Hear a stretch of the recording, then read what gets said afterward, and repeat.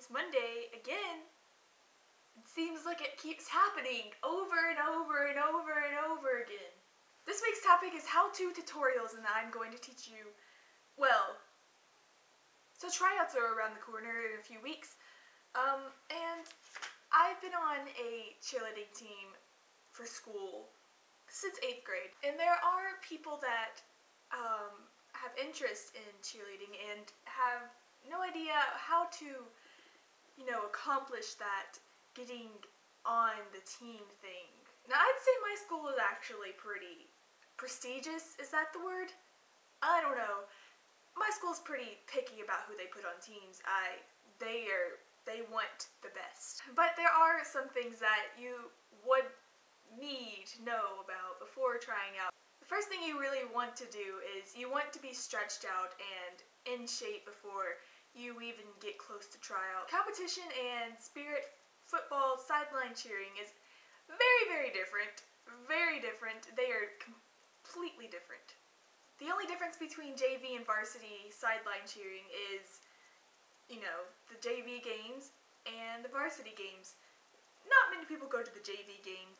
So how to get in shape, you may ask? Well, my school offers conditioning weeks before tryouts begin, and they're mostly, tumbling, stunts, jumps, and then the amazing conditioning, the best part of everything, the fun conditioning that we get to do. It includes squats, planks, push-ups, sit-ups, step-ups, up on the stairs and stuff, lunges, running, lib-ups, which if you don't know what lib-ups are, they are the worst thing to ever happen to me. Cheer jacks. Cheer jacks are a lot worse than jumping jacks. The original jumping jacks and stuff, Well, no, these are worse. 1, 2. Imagine doing 50 of those every day during the summer. The next thing that you really need to work on is jumps, which may seem like, okay, you jump in the air, whatever. No. Form, which some schools do different forms. So I don't even remember what my school was because one team did something, the other team did something else. Whatever, yours, just conform to their thing. It's not really what you can do. If you're better at doing one thing than the other, it's so sad. I guess you're gonna have to learn. You want to roll your hips back and not just straight out. Because if you go straight out, you can't go as far. But if you roll back, well, it's easier. Also, point your toes. When you flex, it's uglier. And boy, does that hurt me. But if you point your toes, keep yourself in a T shape. Keep your toes pointed. Keep your toes pointed when you stretch. Stretch very good. Stretch before and after conditioning and all practices. Never go without stretching. It's the most painful thing you will ever experience, and it's just not a fun time. You don't really need a split to have all that stuff, but a split does help your jumps. It does help your flexibility, and after a while of practicing your splits, you will eventually get them complete, and it's just like the best feeling ever. The next thing you need to know about is stunting. Let me tell you all the things about all the parts of a stunt group. The back spot, which I am very used to, as since 9th, 10th, and 11th grade, you grab them by the waist, you push them up, you grab their ankles, whether it's there in a half or in a one-legged stunt. But when they're up there, you're not just holding them, you're gripping them till they have bruises on their ankles, and you're pulling up, and it requires a lot of strength. And when you come cradling down, you pull them up and catch them, but don't let them hit you in the face or punch your breasts out, A base, I was a base for a half, which is, either way it could be the same. I have never based a one-legged stunt. You want to catch their foot, bend your knees, and push up with your legs, up with your arms, down with your arms, and then hold. This is actually very easy. I didn't realize this was that easy, but it's pretty simple. Not that heavy, not as hard as a back spot, let me tell you. Flyer, I've never been a flyer. Actually, I have been a flyer one time. Here's a picture of me being in a flyer stunt, and I'm very awkward. I'm not a very good flyer, as I was not built for it. I'm tall, and that's it, I'm tall. I'm just not meant to be a flyer. Short people, however, are very, very good flyers usually, as they are small and they're very dainty and very light. I don't know much about flying. I know that you're supposed to use your abs to pull up, as in don't move back, don't look down, and just stay up, raise your arms, and hope you don't fall backward. The next thing you need to know about are motions. Motions are sharp, sharp, sharp, sharp if they're not sharp, if they're not in the right spot. Everything looks bad. But you have to like squeeze your fists in your whole arms, and you're gonna be sore the next day. There's no avoiding it. If you're doing it right, you're gonna be sore. If you have like the tight fists and the tight arms, then it's much easier to move sharper. It's sharper and faster. It does look a little awkward at first because it's like that. Because let me tell you this for the jump, this looks bad. You got your wrist bend, your hands are just like, hey, I'm ready to do a thing, and you're just, let me get this done. Sharp, tight. I almost hit myself again. Here comes the part that I have trouble with is memorizing. Remembering cheers that are countless cheers that it seems impossible. They all sound the same sometimes.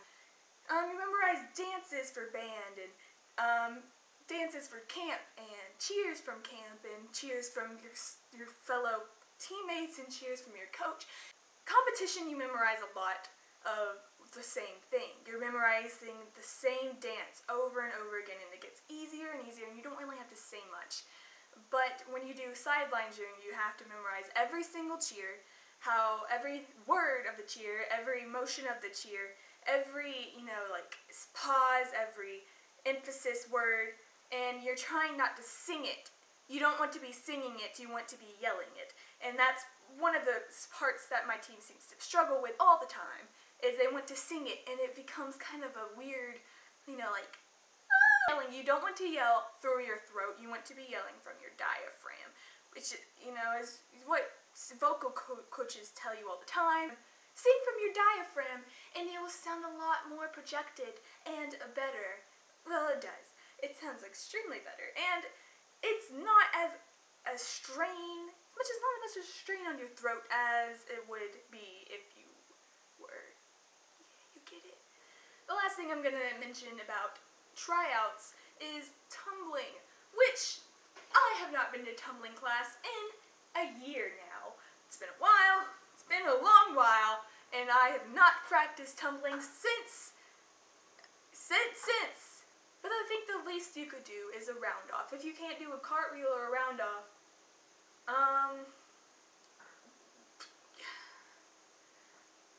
I still don't understand how people can't do cartwheels, but I know there are people that can't. I've seen them.